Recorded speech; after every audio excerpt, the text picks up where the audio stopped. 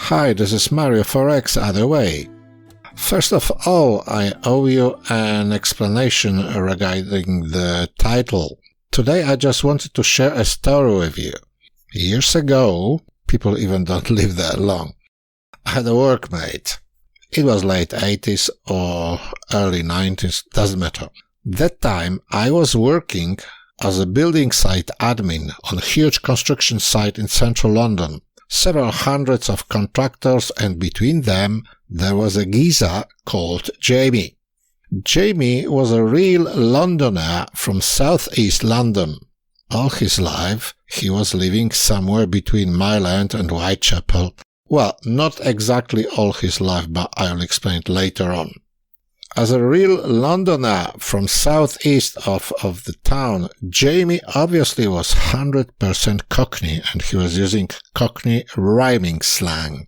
The construction of Cockney rhyming slang involves replacing a common word with a phrase or two of two words, the last of which rhymes with the original word. For example, Lady Godiva is rhyming with fiver, what means £5 or £4, as sometimes we say in London. As you may have realized, English is not my first language, so my communication with Jamie wasn't that easy at the very beginning. But I loved to listen to his funny stories, and he had hundreds of them, and that was the reason I loved to go with Jamie to the pub. One Friday afternoon, after the paychecks were given, Jamie asked me, "What about a nuclear sub, me old empire? Let's have a pint of Nelson." In plain English, Jamie was inviting me to the pub. Nuclear sub in Cockney means pub, and Nelson means Stella Artois, a beer. In Cockney, Nelson Mandela makes a rhyme with Stella, so Nelson is Stella Artois, a beer. Empire State, shortly Empire, means mate, a colleague. In Cockney is also used me old China. It comes from China plate, what also means mate. So it was Friday, late afternoon, Friday evening, so I went to the nuclear to have a Nelson. And here comes the Jamie story. After the 5th or 6th pint of Nelson, he began like that. "Let me tell ya, me morning glory, you haven't heard that yet, have ya? So listen to me. One evening I was sitting with me brother in the rub-a-dub-dub at the Ringo Star sipping a pint. Then my bruv told me, have a butcher's at the Roger Moore. Into the nuclear got a Bacardi with the most tip-top twist and twirl I have ever seen in my life. She had a lovely boat race and was so gorgeous and tutti-frutti that I couldn't take my mince pies off her.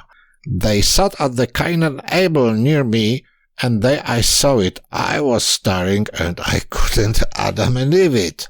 Her east and west with two big Brad Pitts like balloons make me general election without any foreplay, mate.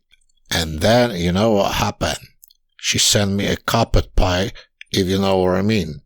Well, I carpeted her back, and when the geezer she came with left to French kissing zone, I kept a quick word with her.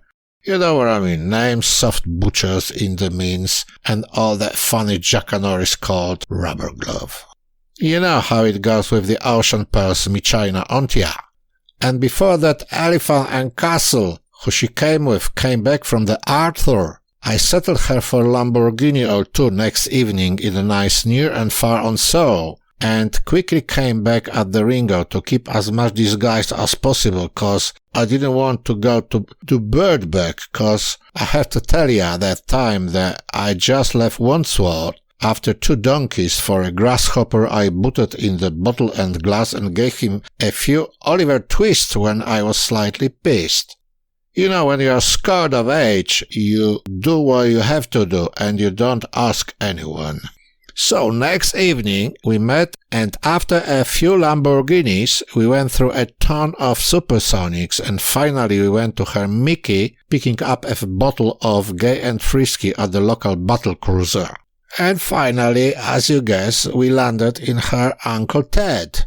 As you can imagine, I was Captain Kirking all night long, so next morning I was so barbed-wired that I even couldn't get up to Cathyburg. I thought then it was my best Irish luck I ever heard. Well, now times has changed, I changed the opinion. And you know what happened next? Next week we got cash and carrot. Until today she is me Duchess of Five. Robert Glove doesn't give you much choice, innit? But it's not the end of the morning glory. The Bacardi she came with, I saw her first time, pretended that she's his mother of pearl and told me to piss off her. When I heard that, I went so radio rental that on the spot I made him an unscheduled meeting. Well, he lost 3 Hampstead Heath. I told you before, his brother was a grasshopper, and that Hampstead Heathless Casablanca was an Old Bailey informer, so a few weeks later I was nicked and sent back Barclays barking to Wandsworth for another 6 months, just at the end of my bloody honeymoon. But you know what? 'Cause I was cash and carried, I had someone to bring me fags and few tons for shop when I was doing bird. That's the jackanory. Lovely, innit? Well, later on we are talking bits and pieces, and when I told Jamie that I started trading options, he said, "Trading options? It sounds like a rocket science to me. What is that?" When I told Jamie that it is about buying and selling, he nodded and said, "Is that all? Just buying and selling? Well, it's as simple as a Donald Duck. Ham and cheesy, mate." And Jamie was right. What do you think about trading? Is it really ham and cheesy? Write me in the comments below, please. Well, if you haven't understood that, all the story with full explanation of each Cockney expression you'll find on my webpage. Then you will love it, I'm sure, when you understand fully. The link you'll find in the description. Thanks for watching and see you next time. Bye-bye.